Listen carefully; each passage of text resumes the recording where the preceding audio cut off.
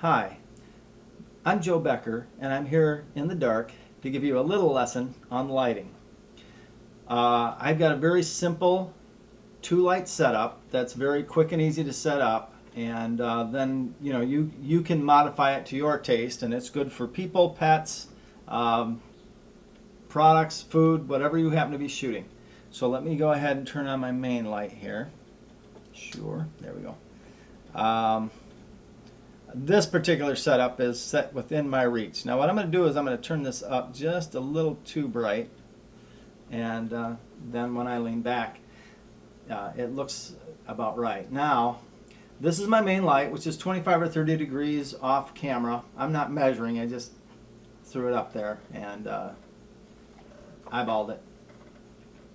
So that's my first light, and then I'm going to go over here to my second light, which is behind me and above me. Usually what I do is in this setup, I usually set two lights aimed at each other, and then I angle them. So one is, and I angle them so they're facing each other the whole time, however I angle them. But the one is my main, and the other is basically my rim light. And I like a nice rim light. Now I think that this is up too high, so I'm going to turn it down. And you can see how that's pretty dramatic, and I have a shadow behind me. And if we go black and white, this is Sam Spade right here. This is an old black and white spy film. You know, this is this is pretty dramatic. But depending on how you do it, if you put a third light on the background and lit it up real well, you can move the subject away from the wall. You should move the camera and subject. That's why I use two hands.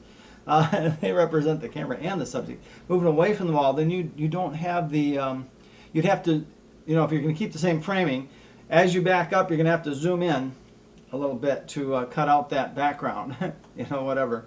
So you might have to move the camera further than the person, whatever, but you're going to get rid of that shadow in the background. So anyway, that's it. It's really simple. I'm going to tell you how simple I did this because I wanted to do something quick. I just grabbed my LED light that goes on my camera, and that's here, and it's got a dimmer switch on it. That's my main. I also have an orange filter on it because my other light is my living room quartz halogen floor lamp, which is why it's so high and not aimed at me. So anyway, excuse me. So it's got a much more yellow cast to it.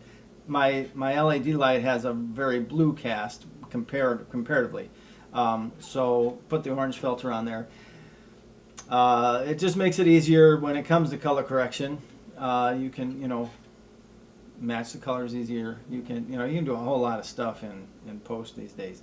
It's a little tough because it's both the highlights, but still, there's things I can do to make it work.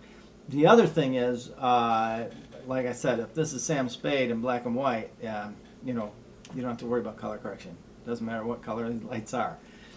So depends on what you want to shoot. It's all up to you. But that's my very simple and very versatile little lighting setup.